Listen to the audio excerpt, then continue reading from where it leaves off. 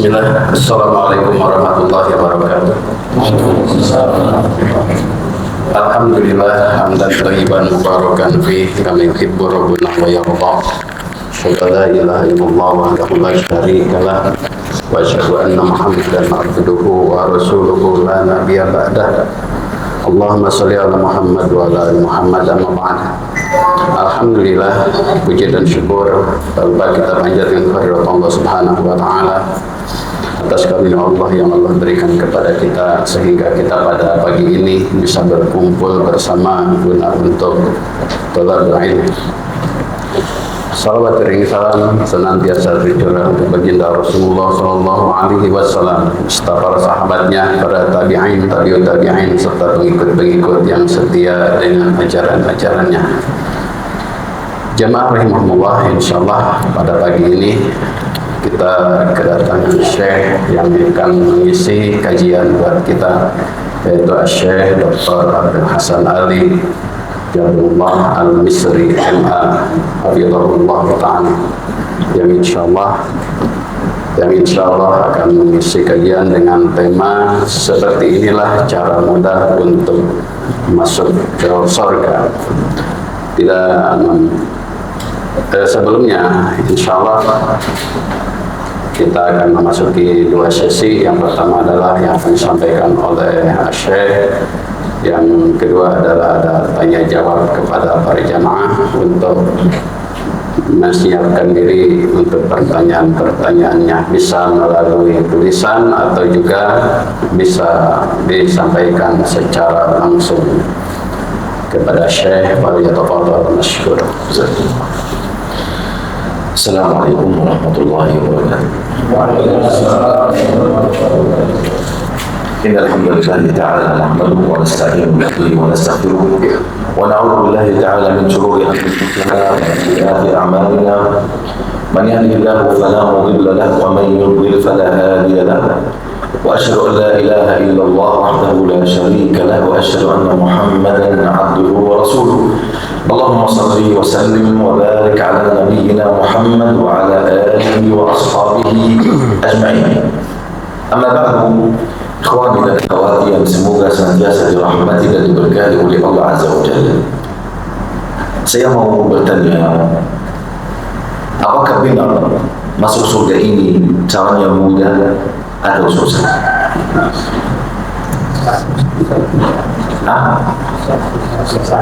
Susah.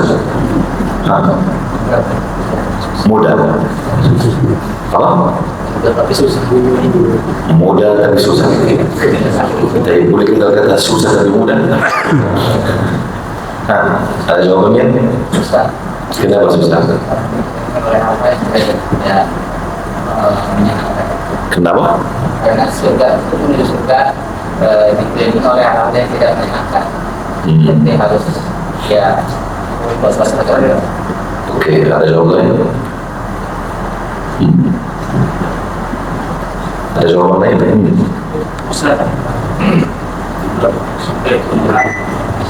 Karena surga Mahal. Ada jawaban yang lain? Susah atau mudah? Susah. Tapi mudah bagi yang kita Masya Allah, mantap. Sebenarnya ikhwan, dia sangat susah, tidak mudah. Kenapa? Kalau mudah, kenapa para nabi, para rasul, orang yang paling dicintai oleh Allah Azza wa Jalla, kenapa kehidupan mereka di dunia ini sangat susah? Mereka sangat berkorban, sangat berjuang, sangat bersungguh-sungguh. Mereka menemui menghadapi ujian demi ujian sampai mereka menghadapi Allah Azza wa Jalla. Kalau mudah, apakah mudah untuk kita, susah untuk mereka? Betul atau tidak? Dan ada kejadian terjadi di langit. Ini harus kita selalu memperhatikan masalah ini. Waktu dimulai Allah menciptakan Adam alaihissalam, Allah menambatkan Adam di mana dalam surga dengan cara mudah atau susah? Adam AS masuk surga dengan cara mudah atau susah? Sangat mudah. Dia belum mengamalkan sesuatu pun Adam masuk surga. Adam masuk surga. Allah membuat satu aturan saja dalam surga, semuanya halal kecuali satu makanan saja. Dia bisa menjaga aturan ini atau tidak? Tidak bisa menjaga. Kenapa? Karena masuk surga kan tak ada perjuangan, tanpa ada amalan, jihad, tidak ada sama sekali. Masuk surga. Semuanya halal kecuali ini. Lalu dia hanya sibuk dengan apa yang diharamkan. Kenapa diharamkan? Ini masalah jiwa. Syaitan datang juga, faham? Lalu dia lupa janji kepada Allah, masuk dalam maksiat. Akhirnya keluar. Bukan keluar saja, dan beliau masalah tinggal di langit, tidak di dunia. Setelah semuanya mudah untuknya, semua makanan dan minuman, mau makan silakan tanam, mau minum ayo mencari minuman, faham? Kemudian berjuang di dunia. Jika perintahku datang kepadamu, jika tunjukku datang kepadamu, maka engkau harus tunduk kepadanya agar engkau kembali ke tempat kampung halaman yang asli, yaitu surga. Ini aturan untuk semua anak Adam. Karena jika beliau tidak bermaksiat, maka kita berada sekarang di mana? Surga, bukan di tempat penjara. Karena sekarang kena hukuman, kena kesialan maksiat ayah kita Adam alaihissalam. Ini hikmah Allah Azza wa Jalla, supaya engkau tahu jika hal yang mudah datang kepadamu, pasti engkau tidak akan memegang teguh kepadanya. Seperti sekarang. Kenapa Islam kita tidak seperti Islam para sahabat?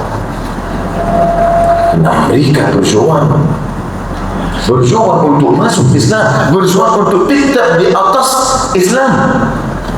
Mereka berkorban dengan apapun yang mereka milik di dunia, supaya mereka berada di atas Islam. Karena itu, ini perbedaan jauh antara kita dan mereka. Kita sekarang mewarisi agama Islam. Mudah sekali kita kita mengabaikan berita ini, faham? Memilih berita ini yang sesuai dengan nafsu kita, faham? Boleh kita melakukan larangan ini. Kenapa? Karena kita belum menghargai barang Allah yang sangat mahal. Karena dia sangat mahal, sangat berat. Bayangkan Allah menawarkan amanah, yaitu agama, tanggung jawab terhadap agama untuk semua makhluk yang sangat besar daripada engkau. Ke langit, apakah engkau lebih besar daripada langit? Tidak. Ke bumi, apakah engkau lebih luas daripada bumi? Tidak. Ke gunung-gunung, apakah engkau lebih berat daripada gunung-gunung? Tidak. Tapi semuanya, maaf ya Allah, kami tidak bisa, kami khawatir tidak bisa melaksanakannya. Wa hamalaha al-insan, dan dia dibukullah oleh manusia.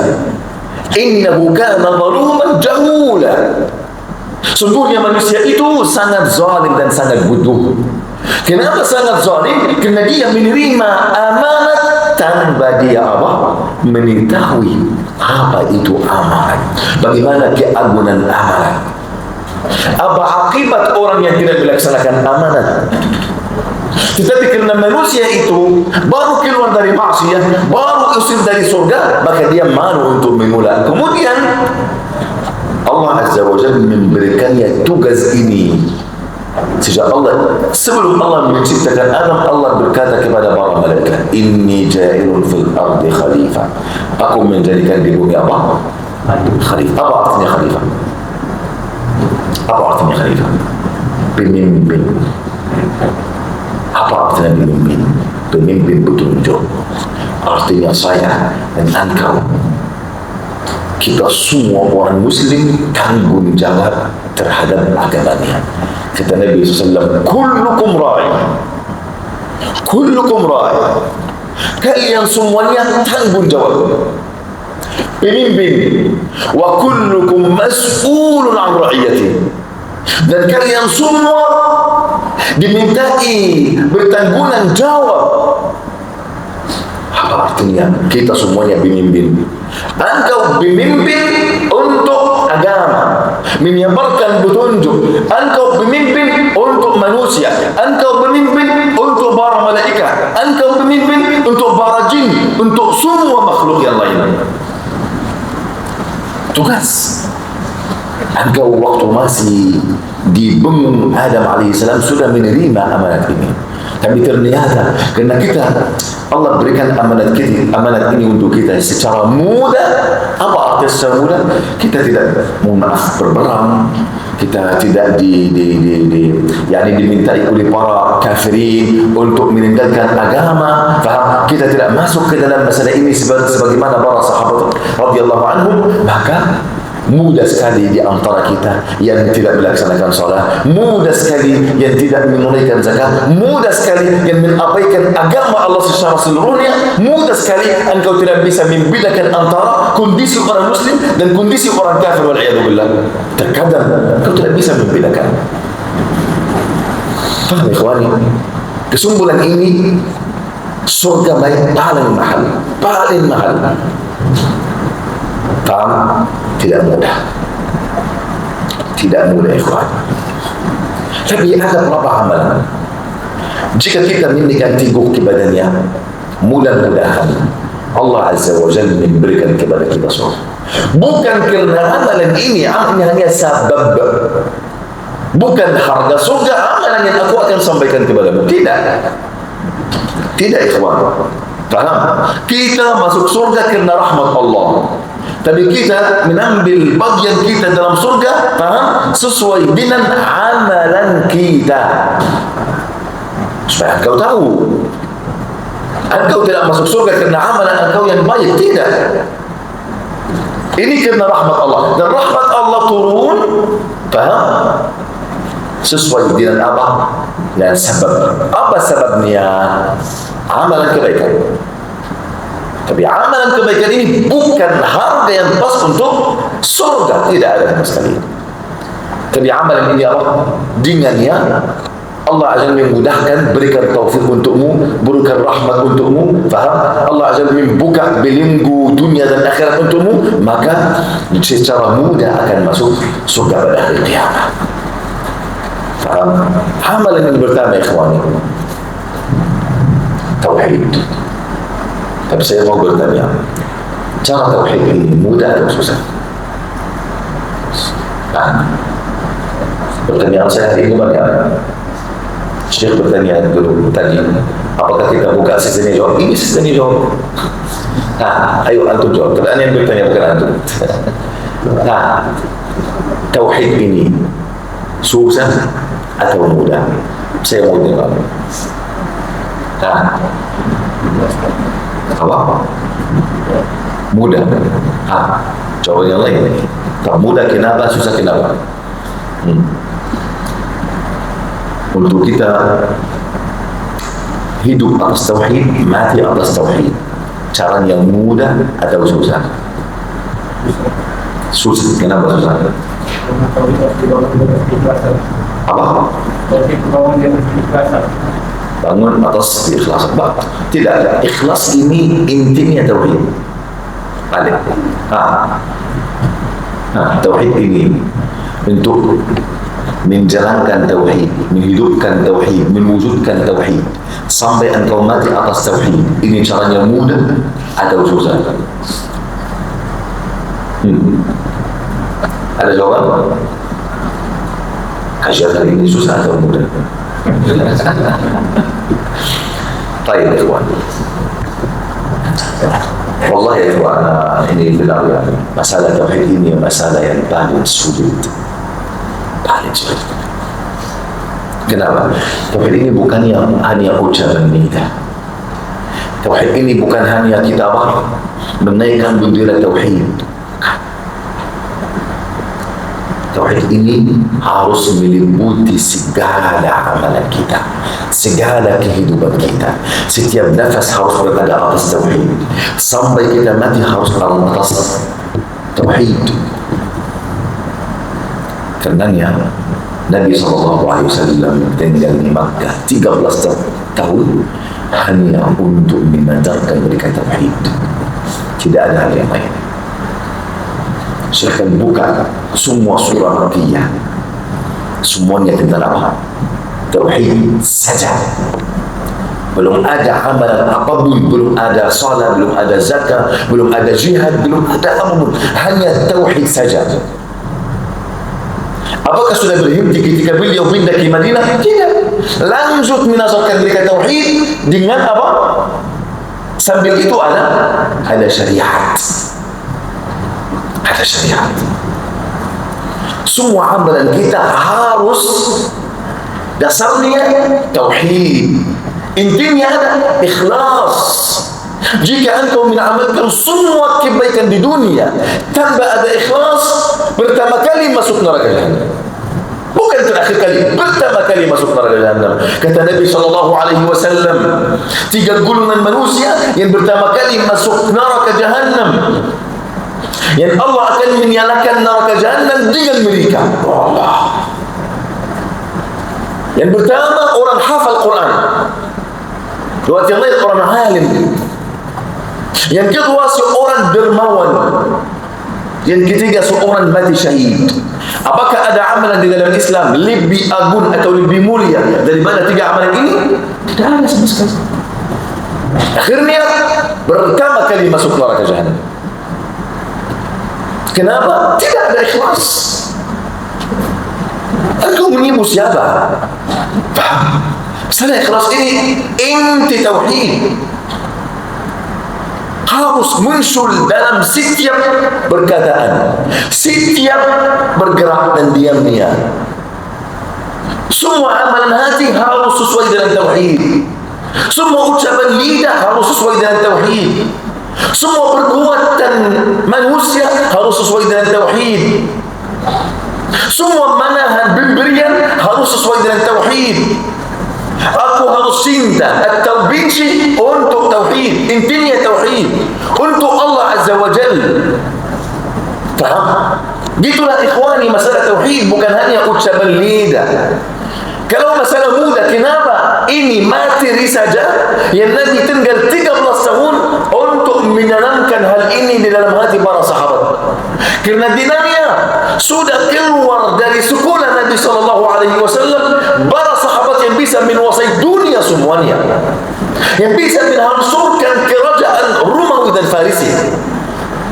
Bayangkan antara kerajaan Romawi dan Farisia, mereka ada perang hampir 700 tahun. Mereka berperang, kerajaan Romawi dan Farisia. Mana orang Arab? Tidak ada sebut nama mereka sama sekali. Mereka orang yang paling hina pada saat itu sebelum Islam. Faham? Lalu 700 tahun mereka berperang, tidak ada yang menang. Kayak hari ini Romawi yang menang, besok Farisia yang menang, seperti ini 700 tahun. Jika ada Islam, jika para sahabat datang di zaman Umar bin Khattab, sudah menghancurkan kerajaan Romawi dan Farisia selama 15 tahun selesai. Tidak ada kerajaan Romawi atau Farisia sampai hari kiamat. Apa ini? Bagaimana mereka ini? Ini manusia. Tapi ini berbuatan Islam, berbuatan aqidah, berbuatan tauhid. Faham? Inilah ikhwani, masalah tauhid bukan mudah sama sekali. Oleh karena itu engkau harus mulai belajar tauhid dari saat ini sampai engkau mati. Janganlah engkau merasa malas. Jangan. Tauhid ini bukan hanya kita tahu Allah SWT Maha Esa. Allah Maha Esa dalam nama-namanya dan sifat-sifatnya. Allah Maha Esa dalam perbuatannya. Allah Maha Esa untuk semua perbuatan manusia. Harus kita mentauhidkan Allah Azza wa Jalla. Harus engkau mengharapkan hanya wajah Allah Tabaraka wa Ta'ala. Segala sesuatu di alam semesta ini, baik di dunia maupun di akhirat, di dalam genggaman Allah Azza wa Jalla. tidak bisa bergerak, tidak bisa diam, tidak bisa berbicara, tidak bisa melakukan apapun kecuali dengan izin Allah yang Maha Kuasa Subhanahu wa Ta'ala. Tauhid ini harus meliputi semua ilmu engkau, semua perbuatan engkau. Oleh kerana itu, ikhwani, bukan mudah kita menjalankan tauhid. Kalau mudah, apakah ada guru lebih pandai daripada Rasulullah? Tidak. Kenapa beliau duduk 13 tahun hanya untuk tauhid saja? Kerana ini hal yang tidak biasa. Oleh kerana itu, setelah 13 tahun, ketika mereka semuanya disuruh untuk berhijrah, tidak ada yang melanggar ini sama sekali. Walaupun meninggalkan kampung halaman, ini mudah sekali untuk Allah dan Rasulnya. Walaupun mereka dilepaskan dari semua harta mereka, ini mudah sekali untuk Allah dan Rasulnya. Walaupun mereka meninggalkan anak mereka dan keluarga mereka, ini sangat mudah untuk Allah dan Rasulnya. Walau mereka nanti di Madinah harus ada berperang antara para muslimin dan musyrikin, dan menghadapi mereka, anak mereka, saudara mereka, orang tua mereka, ini mudah sekali untuk Allah dan Rasulnya. Kata anak Abu Bakar waktu ini masih musyrik di perang Badar, berkata kepada ayahnya Abu Bakar, wahai ayahku, jika di perang Badar, jika engkau melihat saya kabur supaya saya tidak terpaksa untuk memerangi engkau. Kata Abu Bakar, demi Allah, kalau saya melihat engkau pada saat itu, aku akan membunuh engkau. Ini agama. Ini agama, ikhwani. Bagaimana mereka bisa sampai kepada masalah ini? Sangat kukuh di dalam agama, sangat kuat di dalam agama. Kena tauhid. Kena tauhid. Kenapa mereka sangat mencintai Allah dan Rasulnya? Karena tauhid. Kenapa mereka sangat berkorban untuk Allah dan Rasulnya? Karena tauhid. Karena tauhid, ikhwan. Inilah cara tauhid. Bukan hanya kita alhamdulillah sudah masuk Islam atau ini, atau kita sudah mengucap la ilaha illallah, artinya kita sudah jadi ahli la ilaha illallah. Orang munafikin mengucap la ilaha illallah, bahkan mereka salat di belakang Rasulullah, bahkan mereka bangun masjid waktu yang sangat mereka susah. Mereka berjihad bersama Nabi SAW. Akhirnya apa? Apakah tauhid mereka diterima? Tidak ada sama sekali. Mereka fi darkil asfal minan nar, di tempat yang paling rendah di dalam neraka Jahannam, yang paling bidik dan buruk. Paham, ikhwani? Karena itu masalah sangat yakni kita harus memperhatikannya. Para sahabat tidak jamin apakah iman mereka, tauhid mereka, paham, diterima atau tidak. Kata Ibn Abi Mulaika Asad dalam Sahih Bukhari, aku sudah mendapati hampir 70 orang dari sahabat Nabi, mereka semuanya takut mereka menjadi munafik. Mereka semuanya tidak jamin mereka sudah ahli iman. Ya Allah, di antara mereka ini Abu Bakar dan Umar. Abu Bakar berkata, aku tidak jamin makar Allah, walaupun salah satu kaki saya dalam surga, yang lain belum masuk. Umar pergi kepada Huzaifah, wahai Huzaifah, apakah Rasulullah sudah sebut namaku di dalam orang munafikin? Mereka takut jadi nifaq. Kita merasa aman. Karena itu tauhid bukan hal yang mudah. Ya, mudah sekali untuk kita masuk Islam, tapi tidak mudah untuk kita tetap atas apa? Islam. Tidak mudah untuk kita memberaktik arti Islam. Arti Islam aslama, berserah diri kepada Allah Azza wa Jalla. Apakah benar-benar kita berserah diri kepada Allah? Setiap perintah Allah Azza wa Jalla, apakah engkau berserah diri atau tidak? Atau di antara kita ada banyak yang putus terhadap takdir Allah Azza wa Jalla, perbuatan Allah di alam semesta melalui takdir, ketetapan Allah Azza wa Jalla. Apakah engkau meyakini bahwasanya semua ketetapan Allah Azza wa Jalla sesuai dengan hikmah Allah, bijaksana Allah dan ilmu Allah, atau kita banyak putus, banyak tidak ridha terhadap kesulitan di dalam takdir dan kesempitan dan penderitaan? Apakah kita sudah berserah diri? Wa idh qala lahu rabbuhu aslim qala aslamtu lirabbil alamin.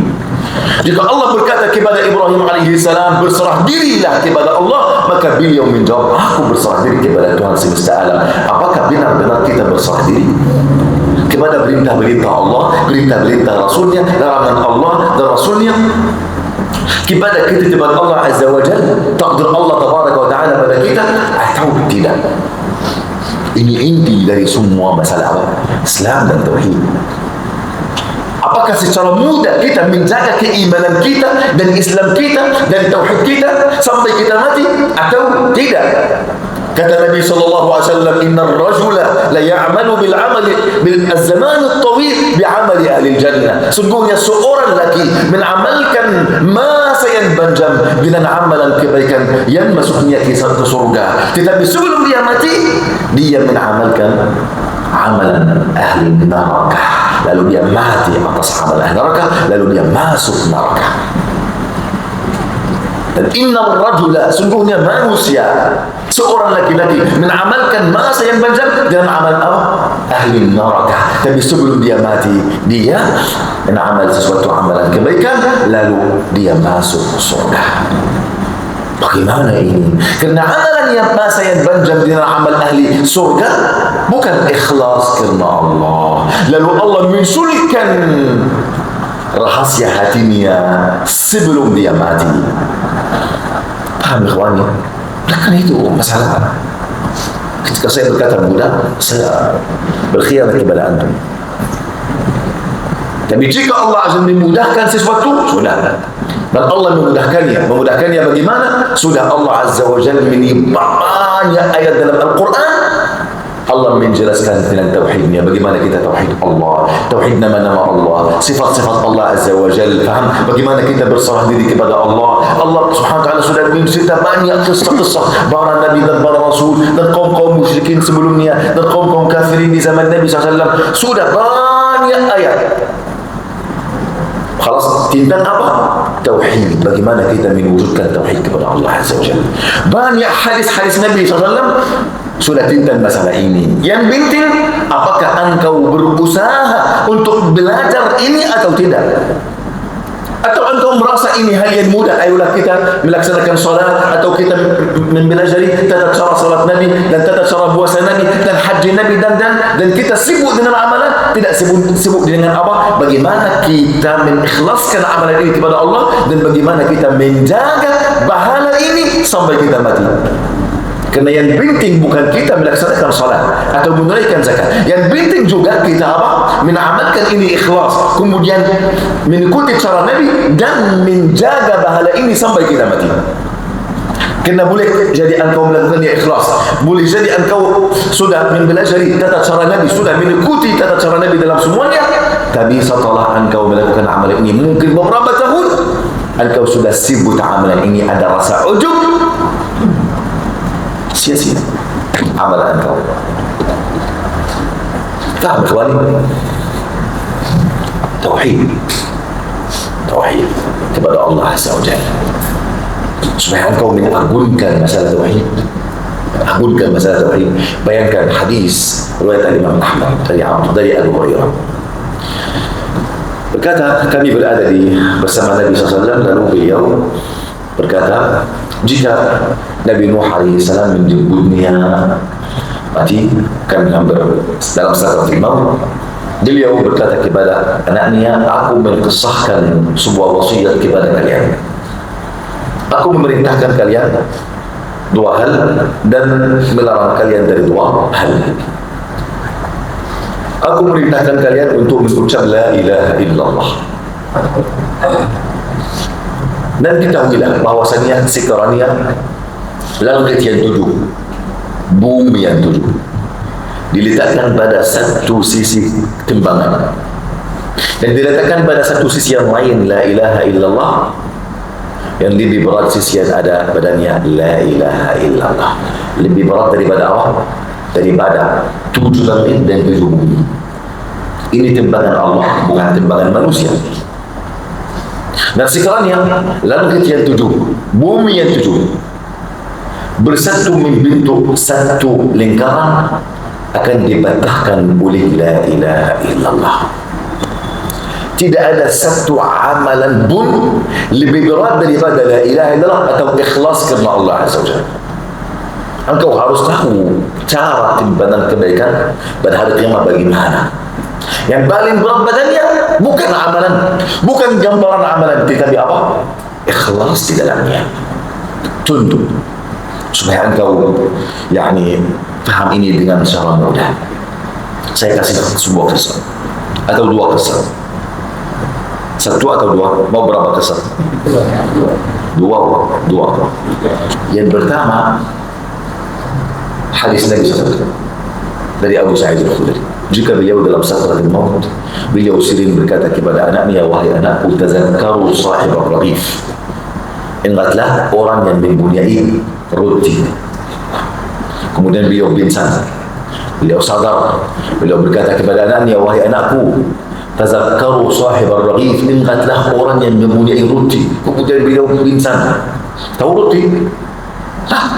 Roti. Lalu pingsan. Kemudian beliau sadar lagi, wahai anakku, tazakkaru sahib ar-raghif. Berapa kali? Beliau dalam sakratul maut, bayangkan dalam sakratul maut orang tidak sibuk apapun kecuali apa yang paling penting. Kerana beliau sangat sibuk menjalankan kematian. Ini bukan hal yang mudah. Lalu ketika beliau sudah sadar lagi, mereka bertanya, wahai ayahku, kenapa banyak engkau suruh kita untuk mendengarkan orang yang mempunyai roti? Siapa orang itu, wahai ayahku? Kata Abu Sa'id, kata Nabi SAW di zaman dahulu di Bani Israel, ada seorang ahli ibadah. Orang ini bangun sebuah rumah ibadah dua lantai. Kemudian tidak ada tangga, hanya ada tali untuk dia naik ke atas. Dia hanya turun sekali seminggu, pergi ke pasar, beli makanan minuman, kemudian beliau naik, beliau ambil tali supaya tidak ada seorang pun mengganggu beliau. Selama 70 tahun dalam keadaan seperti ini. Artinya 70 tahun tidak ada maksiat sedikit pun. Okey. Kemudian pada satu hari Ahad, waktu beliau turun pergi ke pasar, beliau melihat seorang wanita yang sangat cantik. Dan seorang wanita ini mengajak beliau untuk berzina. Lalu beliau manusia 5. Beliau mengikuti wanita ini pergi ke rumah wanita ini. Lalu beliau tinggal bersama wanita ini 7 hari di dalam zina.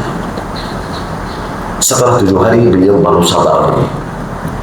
Beliau menyesal. Ini taubat.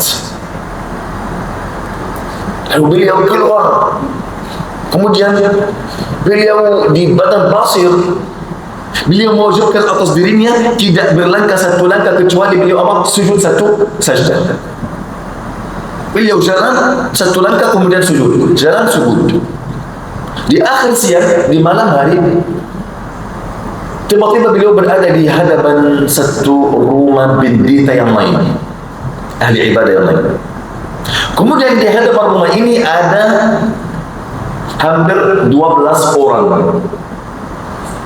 Ada 12 orang bekerja.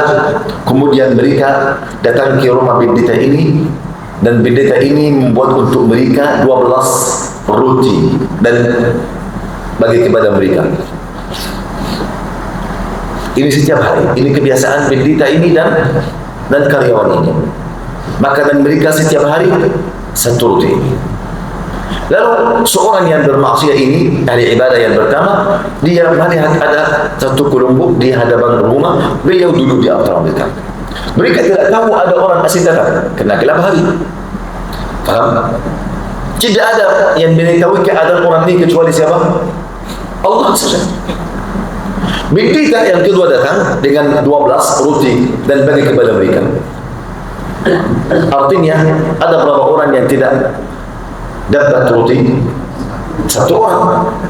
Lalu orang yang bermaksiat sudah dapat roti. Artinya yang tidak dapat yang di antara 12 yang biasa mereka dapat setiap hari. Lalu orang yang tidak dapat ini berkata kepada bimbita, mana rute saya? Kata bimbita, saya sudah kasih kepada antum 12 roti setiap hari, seperti setiap hari. Lalu dia berkata, aku tidak dapat. Lalu bimbita berkata, demi Allah aku tidak kasih antum apapun selain itu hari ini. Kemudian meninggalkan mereka. Seorang yang bermaksiat ini, yang bertaubat, berikan roti yang berada bersama beliau sangat lapar. Ke orang yang tidak dapat, beliau juga meninggal pada malam itu. Kata Nabi SAW di hadapan Allah, Allah Azza wa Jalla meletakkan ibadah 70 tahun di satu sisi timbangan, satu sisi yang lain Allah meletakkan maksiat 7 hari. Yang lebih berat maksiat 7 hari daripada ibadah 70 tahun. Seorang itu meyakini bahwasannya dia akan masuk neraka. Lalu Allah Azza wa Jalla berkata kepadanya, tidak ada seorang pun akan dizalimi pada hari ini.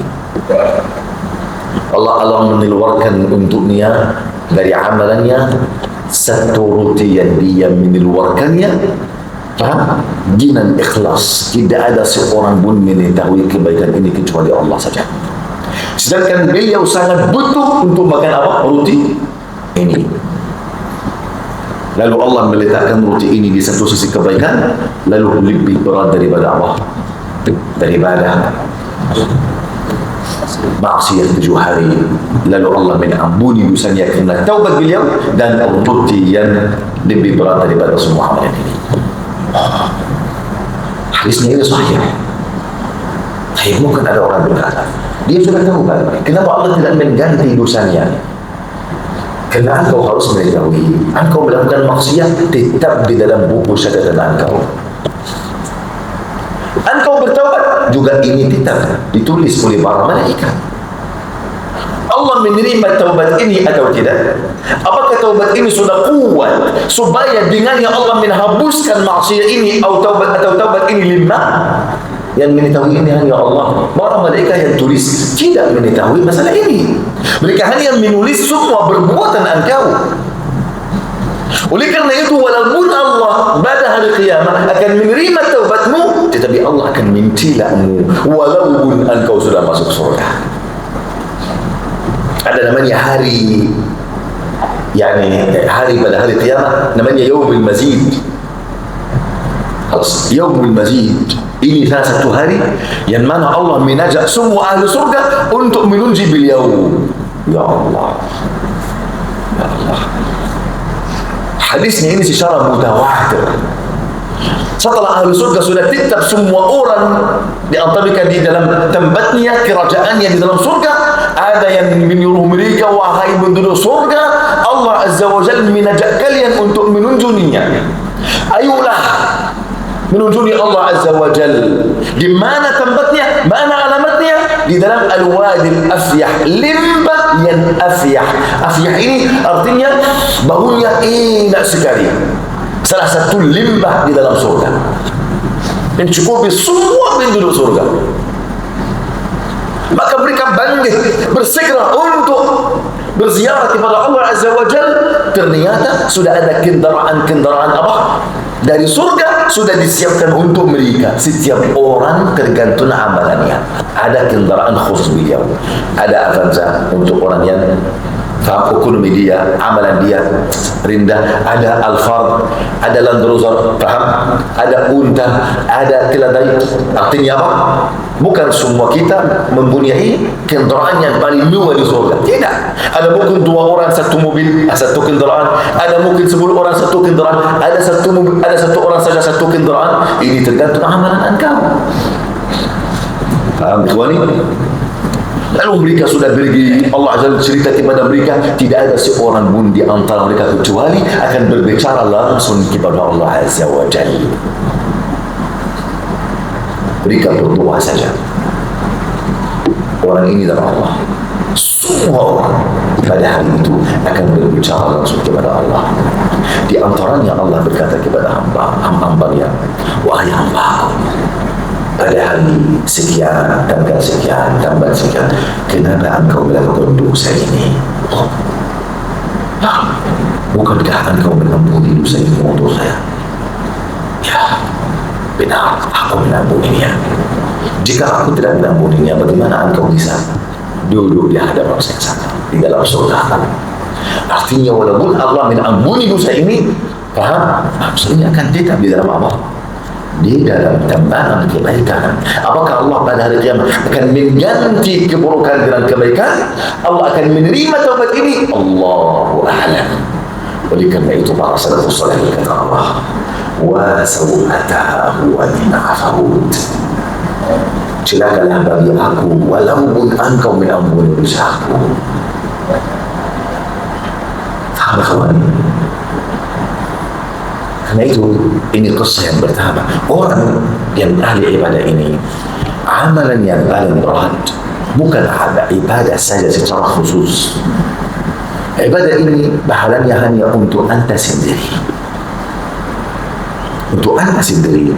Tetapi amalan yang paling berat ketika kebaikannya pindah kepada orang lain, kena orang lain.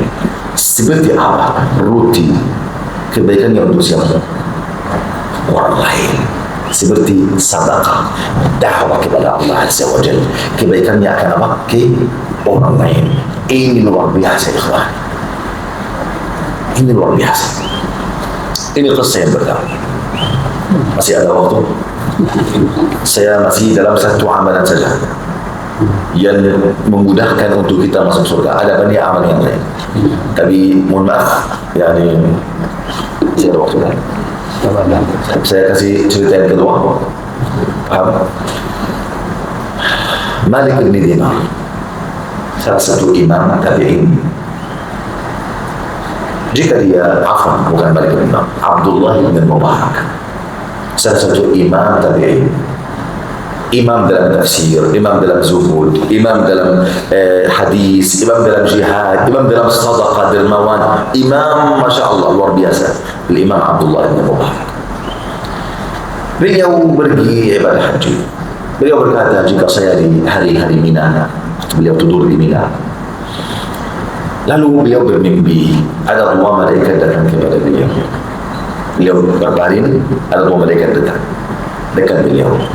Salah satunya berkata kepada yang lain, tahukah berapa orang di antara orang yang berhaji tahun ini yang Allah menerima haji mereka? Kata yang kedua, aku tidak tahu. Yang pertama berkata, sedikit sekali yang Allah menerima haji mereka. Terbayangkan, haji tidak ada furada, tidak ada haji khusus, tidak ada haji, faham? Haji dahulu ini luar biasa, semuanya sama. Berjalan dari Indonesia ke Makkah, berapa bulan, bahkan berapa tahun, berapa orang yang mati di jalan, banyak. Betul atau tidak? Ibadah haji ini dulu ibadah yang sangat susah. Setelah mereka berjuang semua bulan ini untuk ibadah haji, akhirnya Allah tidak menerima haji mereka. Ya. Lalu kata yang pertama ini kepada yang kedua, namun Allah mengabulkan haji mereka semua kerana Muwaffiq Iskafi Syam, seorang paham dari negeri Syam. Sekali beliau tidak berhaji. Beliau tidak berhaji, dan Allah menerima amalan orang yang berhaji pada tahun ini kerana beliau. Faham ini? Kalau Abdullah Mubarak bangkit dari bangun tidur, kemudian berkata, saya ingin sekali selesai ibadah haji untuk kembali ke negeri Syam, hanya untuk minum Muwaffiq Iskafi ini. Apa amalan beliau? Yang karenanya Allah menerima amalan orang semua yang berhaji. Lalu beliau sudah selesai, kemudian pergi ke negeri Syam minum Muwaffiq Iskafi. Muwaffiq Iskafi seorang fakir miskin. Iskafi artinya tukang sambal. Lalu beliau menemui muafik, wahai muafik, kenapa engkau tidak pergi ibadah haji tahun ini? Kenapa? Saya mau tahu. Jika engkau jawab, saya akan cerita kepada engkau. Kata muafik al-Islami, di awal tahun saya berniat untuk melaksanakan ibadah haji. Dan setiap hari kelimpahan harta, paham? Kelimpahan kebutuhan saya dan keluarga saya simpan. Setiap hari simpan. Paham? Sebelum musim haji saya periksa ternyata uang yang saya sudah simpan ini cukup untuk saya pergi ibadah haji. Alhamdulillah. Dan saya sudah sibuk pada minggu ini untuk apa? Untuk pergi kepada ibadah haji. Saya bulan malam hari ternyata istriku hamil, kemudian dia cium aroma dari masakan daging bakar dari tetangga kita. Dia sangat ingin makan daging bakar ini. Lalu dia kasih saya beri, kemudian berkata kepada saya, wahai muafik, pergilah kepada tetangga kita, saya ingin sekali kalau saya hamil makan daging bakar ini. Lalu beliau pergi ke rumah tetangga, kemudian menutup pintu, keluar seorang janda. Wahai kakak, saya ingin sedikit dari daging bakar yang antum masak karena istri saya hamil. Kata si orang janda ini, maaf wahai muafik, daging ini halal untukku tapi haram untukmu. Al-muafik berkata, bagaimana? Kata si orang janda ini, karena suami saya sudah meninggal 6 bulan yang lalu dan saya mempunyai anak yatim berjumlah 6. Dan beliau tidak meninggalkan banyak uang, banyak harta untuk kita. Harta sudah habis, makanan sudah habis. Selama 3 hari yang lalu tidak ada makanan sedikit pun di rumah saya. Hampir saja anak saya mati karena kelaparan. Lalu saya melihat tetangga kita si fulan, kambingnya sudah mati. Lalu saya pergi langsung ketika mereka ini melembabkan bangkai kambing ini, saya ambil bagian dari kambing yang mati, kemudian saya masak untuk anakku. Karena dia dalam keadaan darurat, halal bangkai untuknya.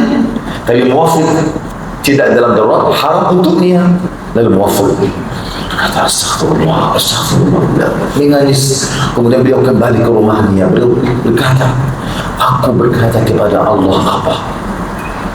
Jika anak yatim yang tetangga saya ini sudah lapar 3 hari yang lalu, hampir mati, dan saya simpan uang di dalam rumahku, beliau ambil semua harta yang dia simpan untuk haji dan kasih untuk orang janda ini, dan berkata ini rezeki yang Allah berikan untuk kalian. Dan saya tidak bisa pergi untuk ibadah haji. Kata Abdullah bin Mubarak, Allahu Akbar, Allahu Akbar.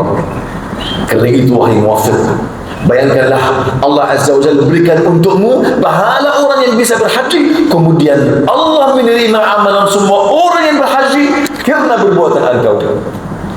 Ikhlas. Tidak ada satu amalan lebih berat di timbangan Allah daripada ikhlas. Tidak ada, ikhwan. Supaya engkau tahu bagaimana timbangan Allah pada hari kiamat. Nabi sallallahu alaihi wasallam bersabda, "Ma tasaddaqa ahadun min tibi mali." Tidak ada seorang mukmin yang bersedekah dari harta yang baik dan Allah tidak menerima kecuali harta yang baik, kecuali Allah akan menerima mengambil sedekah hambanya walaupun 1 biji kurma. Allah akan memelihara biji kurma ini sampai hari kiamat, akan menjadi seperti gunung Uhud. Orang bersedekah dengan air, 1 butir air, dia datang pada hari kiamat seakan dia bersedekah dengan sungai air, kerana dia ikhlas. Faham? Kepada Allah Azza wa Jalla, maka Allah memelihara sedekah hambanya. Orang yang lain bersedekah dengan sungai, membuka sungai, membuat sumur-sumur air untuk banyak kaum muslimin yang susah, tapi Allah tidak menerima kerana beliau merasa ujub. Beliau sibut-sibut apa? sedekah niat, menyakiti hati perasaan menerima, akhirnya sia-sia. Faham ikhwani? Tidak ada satu amalan pun lebih berat daripada ikhlas ikhwani. Ikhlas ini mustahil terwujud kecuali ada apa? Bondasi tauhid yang kuat. Bondasi tauhid yang kuat. Oleh kerana itu, masalah tauhid ini masalah yang paling penting. Tidak cukup satu tahun, tidak cukup satu buku, tidak cukup sama sekali. Kita wajib mentadabburi kitab Allah Azza wa Jalla. Faham? Setiap ayat anda akan melihat setiap ayat cerita tentang tauhid. Anda begini kata Imam Ibn Qayyim, tidak ada satu ayat pun dari Al-Quran kecuali di dalamnya intinya tauhid. Kena tauhid, kena kitab Allah ini ada 3 bagian. Bagian yang pertama cerita tentang Allah dan tauhid dan iman langsung. Syirik, tauhid, iman, kufur, paham? Kemudian bagian yang kedua cerita tentang syariat Allah Azza wa Jalla, salat, puasa ini. Cerita yang ketiga tentang sejarah Islam sejak Allah menciptakan Adam sampai zaman Nabi, paham? Sampai apa yang terjadi pada hari kiamat nanti. Ini semuanya apa? Isi Al-Quran Al-Karim. Baik. Secara yang pertama, secara tentang tauhid langsung, nama-nama Allah, sifat-sifatnya, faham hak Allah Azza wa Jalla, iman, kufur, syirik, semuanya ini jelas untuk tauhid. Baik.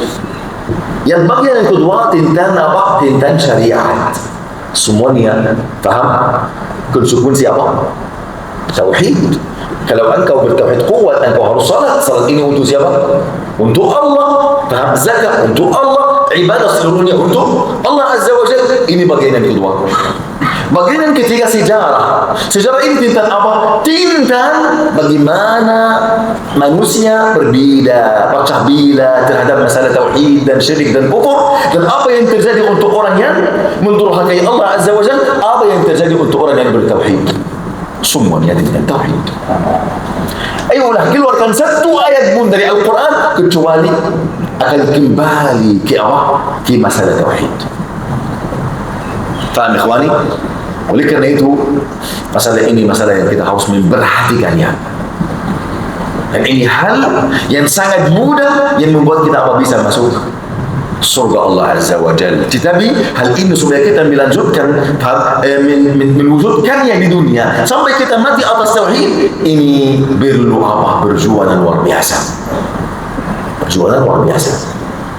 Dan tidak dalam satu hari atau engkau mau satu resep dari saya untuk mewujudkan ikhlas, langsung engkau bisa mewujudkan ikhlas. Ini hal yang harus apa? Latihan banyak dan bersungguh-sungguh banyak, berusaha banyak hadir majlis ilmu, banyak menuntut ilmu, banyak mentadabburi kitabullah, mentadabburi sunnah Nabi alaihi salatu wasallam, mentadabburi alam semesta ini, ciptaan-ciptaan Allah Azza wa Jalla. Ketika pada saat itu pasti Allah akan memudahkan apa yang engkau harap kepada Allah Azza wa Jalla. Ini ikhwani cara yang pertama, dan mohon maaf ketika saya tidak bisa lanjut ke cara yang berikutnya karena waktu kita sudah habis. Mungkin berapa menit ke depan kita buka untuk tanya jawab. Silakan ingin bertanya. Ya. Kepada jemaah, jika ada yang mau bertanya.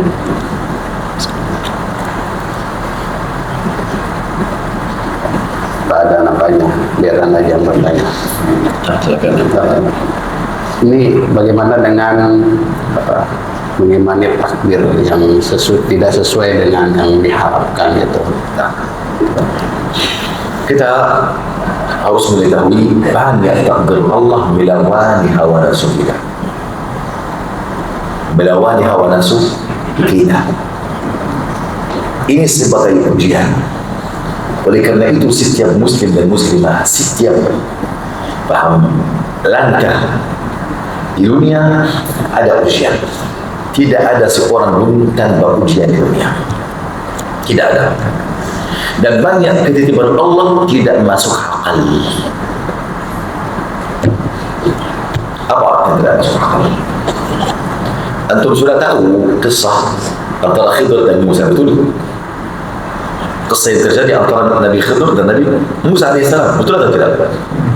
Yang pertama, beliau merusakkan kabel. Orang yang membawa mereka tanpa ubah. Ini masuk akal atau tidak? Karena itu Nabi Musa protes. Kenapa engkau merusakkan hal untuk orang yang miskin yang membawa mereka tanpa ubah? Karena ini tidak masuk akal. Yang kedua, mereka membunuh seorang anak kecil. Anak kecil ini tidak berdosa sama sekali, anak kecil. Lalu Nabi Musa berutus, kenapa engkau membunuh anak kecil tanpa ada alasan? Karena tidak masuk akal. Yang ketiga, mereka melewati kampung, lalu mereka tidak mau kasih makanan minuman sama sekali. Dan ini mereka dua Nabi, bukan orang biasa. Sangat bakhil. Lalu Nabi Khidir melihat ada dinding yang hampir rubuh, lalu beliau apa? Ayo kita membangun, menguatkan dinding ini. Anda faham? Mereka melewati satu kampung, ini makan dari rumah ini, mereka tidak mau kasih. Tidak ada restu untuk mereka pilih. Dan pada saat ini ulama berkata wajib engkau memberikan makanan untuk orang yang di jalan ini yang minta atau tidak, dia hanya menutup pintu engkau, dia berkata saya orang asing, engkau wajib memberikannya apa? Kecukupannya, kemampuan engkau. Lalu tidak ada yang mau menjamu mereka. Akhirnya mereka melihat ada satu dinding yang rubuh. Ayolah, Khidir berkata kepada Nabi Musa, ayolah kita menguatkan ini, memperbaiki dinding ini. Memperbaiki dinding ini mungkin ambil dari pagi sampai malam. Betul atau tidak? Akhirnya Nabi Musa litih dan setelah mereka selesai, Allah, lau syi'ta lattakhadhta 'alaihi ajran. Allah, kita harus ambil upah untuk pekerjaan ini. Anda bekerja untuk orang sangat bakhil. Masuk akal atau tidak? Tidak masuk akal. Ini contoh untuk takdir Allah Azza wa Jalla. Jika engkau melihatnya secara zahir, tidak masuk akal. Dan begitulah ibadah. Apa hikmah dari salat subuh ini 2 rakaat? Kenapa tidak 3? Kenapa tidak 5? Apa hikmah? Apakah kita tahu hikmahnya apa? Tidak. Faham? Allah menyembunyikan hikmahnya supaya kita tunduk kepada perintah Allah Azza wa Jalla. Faham? Apa hikmah dari ibadah haji? Kecuali ini perintah dari Allah. Apakah akal engkau ini tunduk atau tidak? Berserah kepada Allah atau berutus? Faham? Oleh kerana itu, terutama masalah takdir senantiasa melawan hawa nafsu. Allah suruh Nabi Ibrahim menyembelih anaknya. Ini masuk akal? Tidak. Allah suruh Nabi Ibrahim untuk apa? Untuk mengantar keluarganya di dalam lembah Makkah yang mana tidak ada makanan atau minuman atau seorang pun. Ini masuk akal? Tidak. Tapi setelah engkau tunduk tanpa engkau fikir, Masya Allah, ada banyak kebaikan dari Allah Azza wa Jalla. Bayangkan kebaikan Allah untuk Nabi Ibrahim setelah beliau mengantarkan keluarganya di sana. Tahu di antara kebaikan ini apa? Saya dan engkau jadi Muslim. Ketika beliau tidak di sana, paham? Mana Nabi Muhammad? Muhammad ini keturunan siapa? Nabi Ismail, anak Nabi Ibrahim. Betul atau tidak? Beliau lahir di mana? Di Makkah. Ketika beliau berkata, ya Allah, bagaimana saya menantar anakku yang kecil dan istriku yang 5 di dalam hari tempat seperti ini, paham? Dia tidak mau. Artinya banyak kebaikan sampai hari kiamat tidak terjadi. Banyak kebaikan sampai hari kiamat ditimpakan kebaikan siapa? Ismail dan Hajar dan Ibrahim alaihissalam. Jika engkau salat tasyahud, engkau berikan salat dan salam untuk siapa? Untuk Ibrahim dan keluarga Ibrahim. Kenapa? Kita berikan berserah diri kepada Allah. Engkau harus mengingat kenapa khusus Nabi Muhammad dan keluarganya dan Nabi Ibrahim dan keluarganya. Kita berikan salam dan salat untuk mereka dalam tasyahud. Supaya engkau ingat, jika engkau berserah diri untuk Allah, untuk ketitipan Allah, untuk takdir Allah, pasti ada banyak kebaikan yang engkau tidak sangka-sangkanya. Faham ikhwani? Ini masalah yang kita harus senantiasa mentadabburi masalah ini, masalah takdir. Takdir ini senantiasa datang melawan hawa nafsu, tidak sesuai dengan keinginan kita. Kalau sesuai, mana ujian di dalamnya?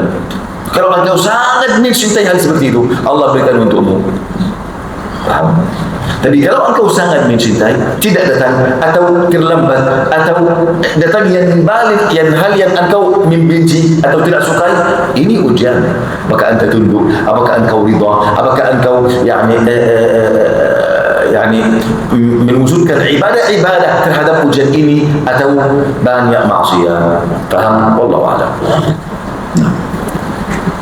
Ada yang lain jemaah? Dan mohon maaf, supaya engkau mewujudkan ridha dan ibadah yang baik terhadap ujian atau takdir, engkau harus mengetahui nama-nama Allah dan sifat-sifatnya. Allah ya ikhwan, ini salah satu pintu yang paling penting supaya masalah jiwa dan hati ini akan sangat berserah kepada Allah Azza wa Jalla. Nama-nama Allah dan sifat-sifatnya. Semua perbuatan Allah di antara paham apa? Kejaksanaan Allah, kemudian ketahuan Allah. Allah Maha mengetahui, Allah Maha bijaksana subhanahu wa ta'ala. Jika engkau meyakini ini, pasti engkau berserah diri, tidak ada putus sama sekali. Nah, Sudah? Ada lagi yang lain? Sudah. Untuk membedakan Ustaz memberi jalan surga tidak. apa sih? Kalau Ustaz kadang ada yang mengarahnya ke surga malah mengarahnya ke neraka. Bagaimana cara kita membedakannya? Apa? Amalan yang itu ya bisa memasukkan ke surga. Ceramahnya Ustaz, kadang ada Ustaz yang dua yang lain, tapi ceramahnya arahnya di surga, tapi kata itu salah. Cara bagaimana kita membedakannya? Antara apa? Ceramahnya Ustaz, pokoknya ada Ustaz lain yang datang. Iya. Ceramahnya tentang surga, ternyata kata itu salah. Ya, ada bedanya. Gimana kita cara membedakannya? Anda mengikuti kebenaran saja. Masalah contoh, saya sekarang sudah sampaikan masalah kepada antum hal-hal seperti ini. Apakah saya sebut satu hal tanpa ada dalilnya dari Al-Quran atau Sunnah? Dalilnya ini tepat, dalil yang benar di dalam hal yang aku sudah sampaikan, atau dalilnya beda sama apa yang aku sampaikan? Paham? Yang masalah bukan hanya aku memiliki dalil. Yang masalah apakah dalil ini pas dalam tempatnya atau tidak? Paham? Sebagaimana Nabi SAW bersabda terhadap orang Khawarij, yaqra'una al-Qur'an la yujawizu taratihim, mereka membaca Al-Quran tapi ternyata Al-Quran ini tidak masuk dalam tenggorokan mereka, artinya tidak sampai ke hati mereka, artinya mereka tidak mengetahui apa arti Al-Quran walaupun mereka baca Al-Quran secara lebih jauh daripada bacaan para sahabat Nabi SAW, salat mereka lebih jauh daripada salat sahabat Nabi SAW. Faham? Tetapi mereka tidak memahami yang benar. Mereka mempunyai nas, tapi meletakkan nas ini di tempat yang beda, yang salah. Artinya, bukan setiap orang berkata dalil ini begitu, dalilnya sah. Dalil ini apakah pas dalam tempatnya atau tidak? Apakah dalil ini sahih atau tidak? Hadisnya sahih atau dhaif? Ini kita harus mengetahui. Baik, seorang ustaz apapun cerita kepada kita sesuatu, tapi tidak ada dalil, sia-sia. Ini agama. Ini bukan harta warisan milik kita. Untuk kita apa? Cerita apapun yang kita sukai saja. Tidak, ini agama. Saya datang di sini diutus oleh Allah Azza wa Jalla dan Rasulnya. Taklif dari Allah dan Rasulnya untuk saya menyampaikan kebenaran untuk kalian. Kebenaran ini dari mana? Bukan dari saku saya atau dari tabung saya, ini dari Allah dan Rasulnya. Jika sesuai berkataan sama dalil sama tempatnya, engkau wajib menerima. Jika berbeda bicaraan ini, beda sama perbuatan ini, engkau harus menolak. Karena ini agama, engkau harus bersungguh-sungguh. Sebagaimana kita di dunia bentar, kita harus berakhir di akhirat apa? Juga bentar. Kayak seorang di dunia sangat bentar untuk apa? Untuk ketika dia ingin bikin usaha atau ini, dia tanya kepada ahlinya, yang pertama, yang kedua, yang ketiga, yang 10, paham? Supaya dia ada informasi yang lengkap untuk hal seperti ini. Jika engkau ingin membeli sesuatu, engkau mencari yang paling baik, yang paling pas, yang paling murah, paham? Karena engkau cerdas. Jika orang sakit, dia mencari mana dokter yang paling pas, yang paling baik walaupun jauh, paham? Lalu dia berkorban, bersungguh untuk sampai kepadanya. Tapi untuk agama mudah sekali untuk kita menerima dari siapapun, paham? Tanpa ada dasar ilmu. Ilmu adalah qala Allah, qala Rasuluhu sallallahu alaihi wasallam, qala sahabatu ulul nuha wal irfan.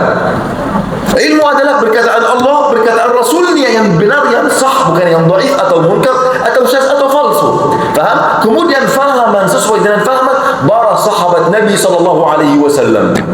Orang yang paling dicintai oleh Allah setelah para Nabi dan Rasul. Ini yang benar. Jika engkau melihat dalam ceramah saya atau ceramah yang lain sesuai dengan dalil yang benar dalam tempatnya yang pas, maka engkau wajib apa? Menerima. Walaupun melawari hawa nafsu engkau.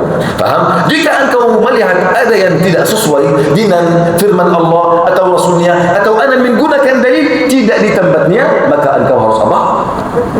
Harus putus. Menolak. Paham, dan mencari mana yang benar. Wallahu a'lam. Dan ini adalah salah satu ujian untuk kita. Apakah engkau menerima apapun dari siapapun, atau engkau apa? Berhati-hati untuk agamamu sebagaimana engkau berhati-hati untuk tubuh engkau, kesehatan engkau, dan ekonomi engkau. Kita harus apa? Berhati-hati. Wallahu ta'ala. Baik. Yani jazakumullah khairan jami'an wa barakallahu fikum. Semoga Allah Azza wa Jalla menjadi apa yang kita sudah sampaikan di dalam perkembangan kebaikan kita semua, bermanfaat untuk kita dunia dan akhirat. Semoga Allah Azza wa Jalla mengampuni dosa kita, mengangkat derajat kita. Amin amin ya rabbal alamin. Barakallahu fikum jami'an. Mohon maaf ketika ada kesalahan dari saya atau kekurangan dari saya. Barakallahu fikum wa sallallahu wasallam ala nabiyyina Muhammad wa akhiru da'wana alhamdulillahi rabbil alamin. Baik, jazakumullah khairan atas nasihatnya yang telah Syekh sampaikan. Semoga kita bisa mendapatkan ibrah dari apa yang Syekh sampaikan. Kita tutup dengan doa kafaratul majlis. Subhanakallahumma rabbana wa bihamdika, asyhadu an la ilaha illa anta, astaghfiruka wa atubu ilaik. Wassalamualaikum warahmatullahi wabarakatuh.